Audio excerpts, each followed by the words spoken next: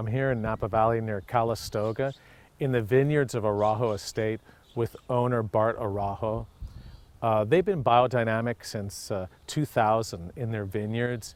A beautiful ecosystem, a beautiful sort of wonderland, birds, insects, just a happy place for vines. And I really wanted to get your take on the whole experience of biodynamic and how it's worked for you. We began the process, as you mentioned, in 2000. And what we've really seen is just an incredible improvement in the health of the vines, where they have an ability to deal with stress, whether that's weather-related stress or disease, pests, whatever. They're much more resilient, much as I think we are if we have stronger immune systems. Again, not being a scientist, I can't give you all the science behind it, but the evidence is pretty compelling. We think that it's allowed us to minimize vintage variations to where the wines are much more consistent year to year.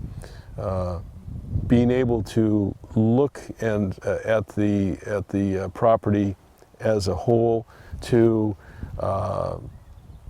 utilize virtually all of the elements of the property back, whether it's our compost, whether it's native yeast.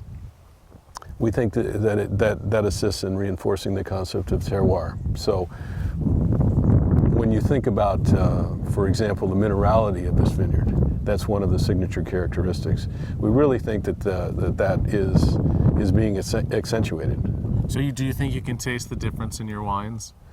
I think that there's a much greater consistency in the wines. Yes, in the decade since we've been farming, and I think the 2008 vintage is really a good example because it was an extremely difficult growing season, and yet the resulting wine is quite extraordinary.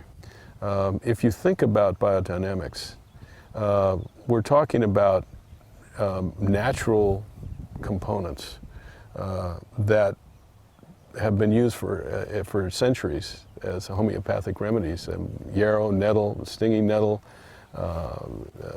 That's for the solutions that you put into the soil. And into the compost. Into the compost. As well. So, and then if you think about farming with sensitivity to the rhythms of the moon and the planets, that's been done for centuries. So I don't think anything we're doing is particularly revolutionary. In fact, if anything, we're probably going back to do things in older, more traditional ways. I mean, where we're standing here, this particular row, which is, as you can see, quite exposed, has in the past looked absolutely horrible later in the season, and we would not use the fruit from this row in our wine, and now it's beautiful.